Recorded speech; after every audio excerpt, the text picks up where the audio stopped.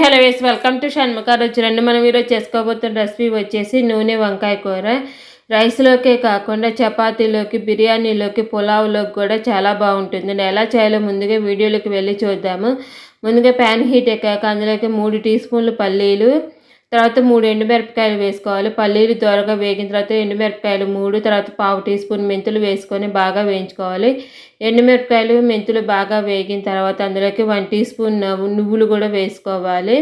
నువ్వులు కూడా వేసుకొని 1 మినిట్ వేయించుకోవాలి. నువ్వులు త్వరగానే వేగుతాయి కాబట్టి 1 మినిట్ వేయించుకొని పక్కకు పెట్టుకొని ఇంకో ప్యాన్ పెట్టుకొని అది కూడా హీట్ ఎక్కిన తర్వాత 1 టీ స్పూన్ ఆయిల్ వేసుకున్న తర్వాత ఒక పెద్ద ఉల్లిపాయ, 2 పచ్చిమిరపకాయలు, ఒక 2 పెద్ద టమాటాలు వేసుకొని 1 నిమిషం వేయించుకోవాలి. వేగిన తర్వాత అందులోకి సన్నగా కట్ చేసుకొని ఇంచు అల్లం ముక్కలు వేసుకోవాలి. అల్లం ముక్కలు కూడా వేసుకున్న తర్వాత ఒక 7 వెల్లుల్లిపాయ రెబ్బలు వేసుకోవాలి. ఒక 7 వెల్లుల్లిపాయ రెబ్బలు వేసుకున్న తర్వాత ఒక గుప్పెడు ఎండు కొబ్బరి లేకపోతే పచ్చి కొబ్బరి అయినా వేసుకోవచ్చు. వేసుకున్న తర్వాత చింతపండు వేసుకోవాలి. చిన్న ఉసిరికాయ అంత చింతపండు కూడా వేసుకొని బాగా వేయించుకోవాలి. ఒక 2-3 నిమిషాలు బాగా వేగిన తర్వాత అందులోకి మూత పెట్టేసుకొని బాగా మగ్గించుకోవాలి. ఒక 7 నిమిషాలు బాగా మగ్గిన తర్వాత మూత తీసుకొని స్టవ్ ఆఫ్ వేసుకొని ఇది బాగా చల్లార్చుకోవాలి కలుపుకొని. ఇది చల్లారిన తర్వాత అందులో ఇప్పుడు ఒక మిక్సీ జార్ తీసుకొని పల్లీలు మిశ్రమం వేసుకోవాలి.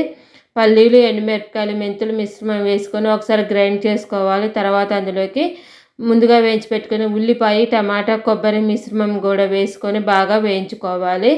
ఈ తగినన్ని వాటర్ పోసుకొని తగిన 1 టీ స్పూన్ ఉప్పు వేసుకొని మెత్తగా గ్రైండ్ చేసుకొని పెట్టుకోవాలి. తర్వాత ఇప్పుడు స్టవ్ ఆన్ చేసుకొని ఇంకో ప్యాన్ పెట్టుకొని దాంట్లోకి ఒక 7-8 టీ స్పూన్లు 10 టీ స్పూన్ల దాకా ఆయిల్ వేసుకోవాలి. నూనె వంకాయ కూర అనుకున్నాం కాబట్టి నూనె ఎక్కువగానే పడుతుంది.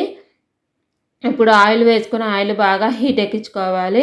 మా వీడియో కనుక కొత్తగా చూసేవాళ్ళు, ఫస్ట్ టైం చూసేవాళ్ళు అయితే మా ఛానల్ని సబ్స్క్రైబ్ చేసుకొని మేము పెట్టే వీడియోస్ మీకు ఎప్పటికప్పుడు నోటిఫికేషన్స్ వస్తూ ఉంటాయి. ఆయిల్ వేసుకొని ఆయిల్ హీట్ ఎక్కిన తర్వాత అందులోకి ఒక 3/4 టీ స్పూన్ దాకా ఆవాలు, 1/2 టీ స్పూన్ దాకా జీలకర్ర వేసుకోవాలి. వేసుకున్న తర్వాత 2 వేగిన తర్వాత జీలకర్ర వేగిన తర్వాత అందులోకి ఒక 2 రెమ్మల కరివేపాకు వేసుకొని మధ్యకి 4 ముక్కలుగా చేసుకున్న వంకాయలు వేసుకోవాలి.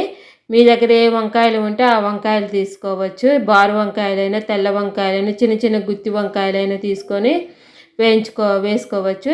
ఈ వంకాయలు ఆయిల్లో వేసుకొని తర్వాత ఒక 10-15 నిమిషాలు బాగా మగ్గించుకోవాలి. మూత పెట్టేసుకొని అటు ఇటు తిప్పుతూ టర్న్ చేసుకుంటూ బాగా వేయించుకున్న తర్వాత ఇప్పుడు మూత తీసుకున్న తర్వాత వంకాయలు వేగిన తర్వాత అందులోకి ముందుగా చేసి పెట్టుకున్న పేస్ట్ వేసుకోవాలి. టమాటా, ఉల్లిపాయ పేస్ట్ మొత్తం వేసేసుకోవాలి. తర్వాత తగినన్ని వాటర్ పోసుకోవాలి.